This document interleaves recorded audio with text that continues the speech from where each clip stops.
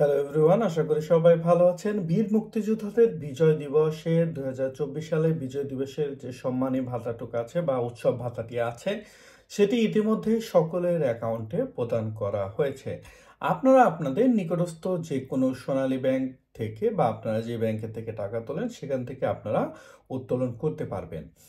তো বীর মুক্তিযোদ্ধাদেরকে এবছর উৎসব ভাতা বাবদ আপনার ৫,০০০ টাকা দেওয়া হলো বিজয় দিবস উপলক্ষে।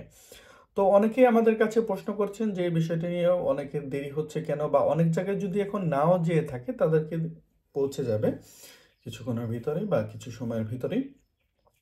বীর মুক্তিযোদ্ধাদের বিভিন্ন তথ্য সংক্রান্ত প্রশ্নের জন্য অবশ্যই আপনাদের এখানে আমাদের এখানে কমেন্ট বক্সে আমরা চাইলে প্রশ্ন করতে পারেন। এছাড়াও বীর মুক্তিযোদ্ধা ও তাদের পরিবারের জন্য আমরা নিশ্চিত প্রিমিয়াম কোয়ালিটির লোগোটি যারা কিনে এটা সংগ্রহ করতে চান তারা অবশ্যই স্ক্রিনে দেখানো নাম্বারে কল করে আদি সংগ্রহ করে নেবেন।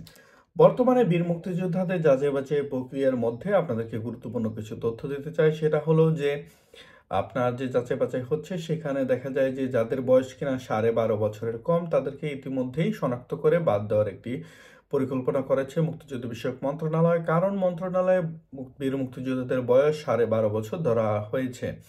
তো সেখানে দেখা যায় যাদের বয়স 12.5 বছরের কম তাদেরকে বাদ দেওয়া হচ্ছে। বর্তমানে এই তালিকায় রয়েছেন 2111 জন। এছাড়াও মুক্তিযোদ্ধাদের সংজ্ঞা নিয়েও কথা হয়েছে যে মানে কারা মুক্তিযোদ্ধা, সেটা যে সংজ্ঞাটা, যে মুক্তিযোদ্ধা বলতে কি বোঝায়, এই সংজ্ঞাটা নিয়েও প্রশ্ন তুলেছেন।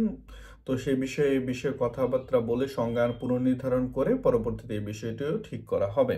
তো সবাই ভালো থাকবেন। আজকের ভিডিও এ পর্যন্তই। ধন্যবাদ।